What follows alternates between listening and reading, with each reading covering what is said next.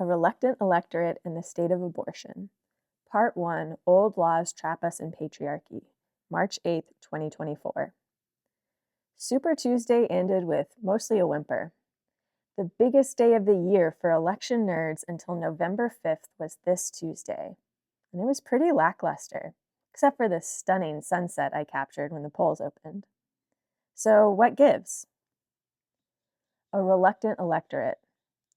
Most of the results on Tuesday were predictable. Joe Biden and Donald Trump will be the nominees for president, barring any unforeseen events. We haven't seen any of those lately. What was most predictable and disappointing is how quiet the progressive wing of the Democratic Party has been.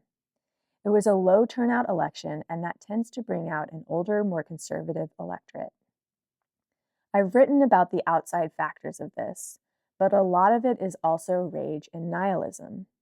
Anger from the left at how the administration has not always seen the progressive perspective until it's too late, case in point, the war on Gaza.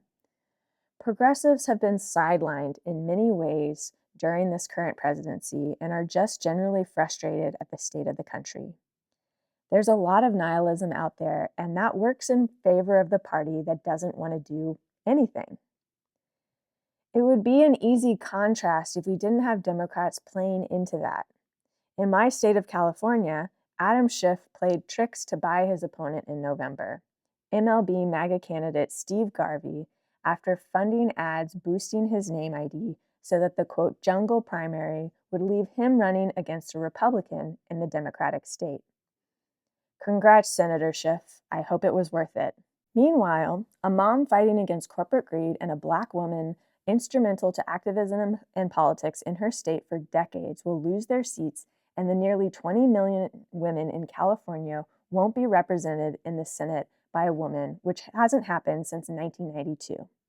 California really needs ranked choice voting. What happened to the enthusiasm from 2020? Even after Roe fell, we saw a huge surge in women and LGBTQ+ candidates in the 2022 midterms.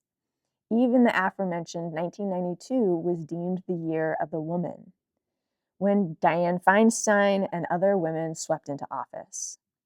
Now we are 2 years out from Dobbs v. Jackson Women's Health Organization. The Supreme Court is even more dangerous, and people aren't ready to talk about the stakes of this year's election. Like it or not, we have an election this year, and abortion and women's freedom will very much be on the ballot.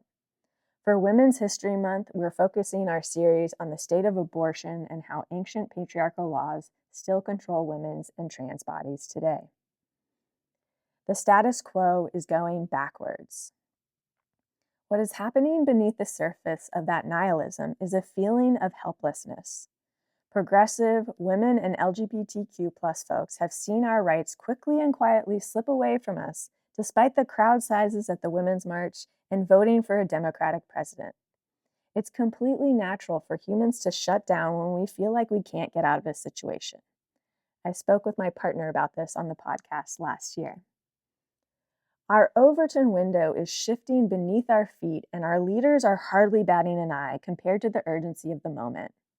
While I'm not an abortion expert, I follow them online, and there is news about abortion every day, which is also the name of a newsletter that I highly recommend.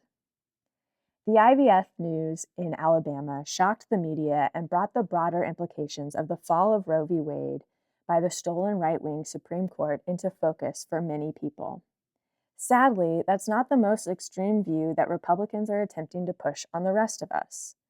Jessica Valenti, who writes Abortion Every Day, has covered countless horror stories and brazen tactics by anti-women politicians. Missouri Republicans want to ban medical schools from providing training. Stay tuned for next week. We'll talk about using education as a weapon. Alabama's fetal personhood ruling is about far more than just IVF. The rise of digital dangers post-Roe. Republicans in the tech surveillance state are teaming up to criminalize women. On top of that, we're already suffering a shortage of medical professionals as our population ages, and Republicans want to make that worse. Anti-abortion propaganda in schools. The anti-choice movement is pushing out their, quote, education plans and wants to keep girls from learning about their bodies and rights. Controlling women no matter the costs.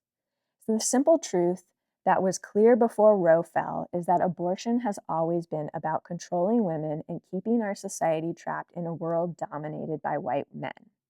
If this rhetoric feels extreme, you should hear what they actually have to say. Conservatives view, quote, IVF as a cheat code for feminists who want to have children on their own terms.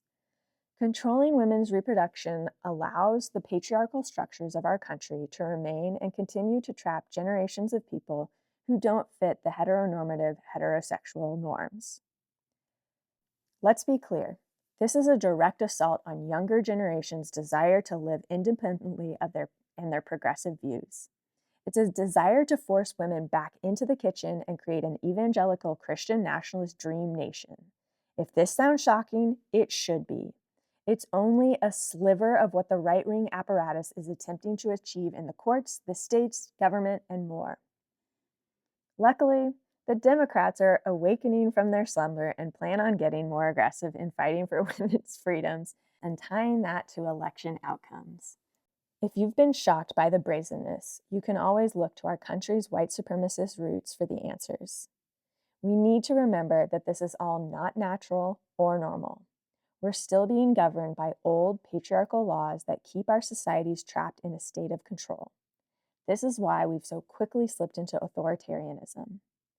See you next week to talk about a man named Comstock and how his puritanical views are coming back to haunt women and anyone outside of the binary's freedoms.